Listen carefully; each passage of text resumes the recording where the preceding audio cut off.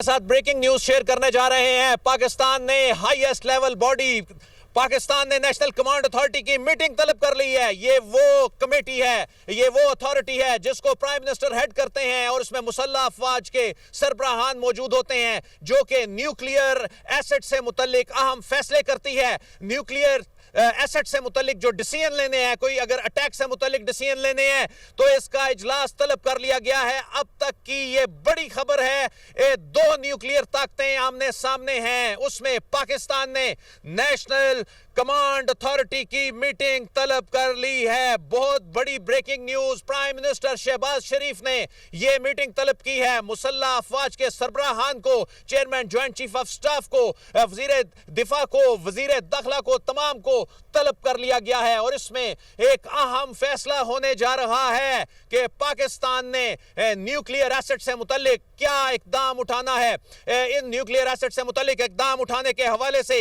यह इख्तियार कानून के तहत इस अथॉरिटी के पास है। इस अथॉरिटी का नाम नेशनल कमांड अथॉरिटी है। वजीर आजम ने इस अथॉरिटी का इजलास जो है वो तलब कर लिया है। अब तक की बड़ी खबर, खित्ते की बड़ी खबर है। यह खित्ते की बड़ी खबर इसलिए है कि दो न्यूक्लियर ताकतें आमने सामने हैं। कहता रहा पाकिस्तान के भारत को समझाएं ये मिस एडवेंचर जो है ये कहीं खुदा न खास्ता बड़े तसादुम में ना चला जाए। और अब इंडिया के ऊपर जवाबी अटैक के बाद नेशनल कमांड अथॉरिटी का इजलास जो है वो तलब कर लिया गया है। इस कमांड अथॉरिटी का इजलास जो है उसका वक्त कुछ देर में अनाउंस कर दिया जाएगा। आज ही बड़े बैठकर ये फैसला करेंगे कि अब ये न्यूक्लियर स्टेट जो आमने सामने हैं, पाकिस्तान ने अपने दिफा में कहां तक जाना है। क्योंकि पाकिस्तान एक जिम्मेदार रियासत जिसने एक आम मिसाइल हमला भी नहीं पहले किया, लेकिन अपने जवाब में जब हमला किया तो होश उड़ा दिए, बल्कि शहर उड़ा दिया, बल्कि उनकी ब्रिगेड हेडक्वार्टर्स उड़ा दिए।